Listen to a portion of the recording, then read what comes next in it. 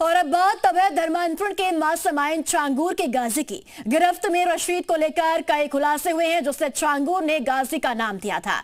Rashid love जिहाद brigade का commander था। इस रिपोर्ट में देखिए।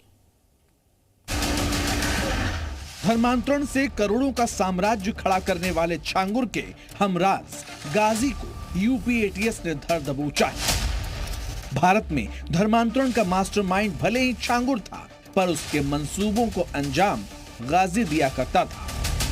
और राशिद उर्फ गाजी अब वो खुलासे कर रहा है जिसे सुनकर आपके पांव तले जमीन खिसक जाएगी। छांगुर का सबसे बड़ा हमराज राशिद वो राज उगल रहा है जिससे छांगुर के घिनौने कारनामे अब समझ आने लगे हैं। जैसे राशिद छांगुर गजवाए हिंद की बात करते थे। छांगुर का धर्मांतरण ब्रिगेड चलाता था राशिद धर्मांतरण के लिए 50,000 से 1 लाख रुपए तक लेता था। हिंदू लड़कियों को फंसाने के लिए युवकों को उकसाता था गाजी। हिंदू लड़कियों के धर्मांतरण का रैकेट चलाता था ये राशिद। प्रेम जाल में फंसाकर धर्मांतरण के लिए 3 से 5 लाख रुपए तक दिया करता था राशिद। यूपी एटीएस ने जिस राशिद को गिरफ्तार किया है वो छांगुर का गाजी था और गजवाए हिंद को लेकर तमाम युवाओं का धर्मांतरण करा रहा था। इसके साथ ही वो लव जिहाद ब्रिगेड का कमांडर का भी काम करता था।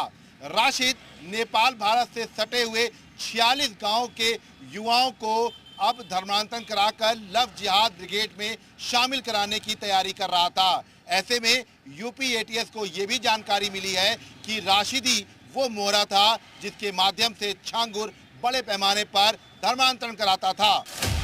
नए खुलासे के तहत गाजी यानी राशिद के काम करने के तरीके का भी पता चल गया है। गाजी जलसों के जरिए युवाओं को पहले ढूंढता था।